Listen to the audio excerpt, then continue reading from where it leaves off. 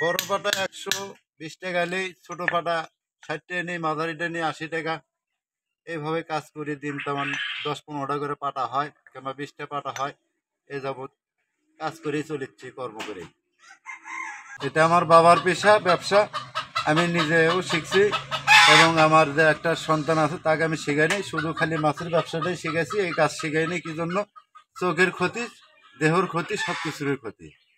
হ্যাঁ, এই জন্যই আমি নিজে বুঝে আমি নিজেই করে খাই, কিন্তু অন্য কাহু করতে দিই না, কিংবা অন্য কাহু শিখাইও না।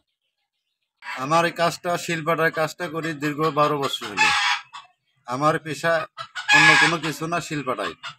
এবং সিলেট ডিস্ট্রিক্ট, নোয়াখালী, কুমিল্লা, চট্টগ্রাম, হ্যাঁ, এইসব জায়গায় আমি কাজ করি। বগুড়া, রাজশাহী, দিনাজপুর, ঠাকুরগাঁও, এইসব জায়গা, বিভিন্ন জায়গায়, সারা বাংলাদেশের মধ্যে সব জায়গায় কাজ করি।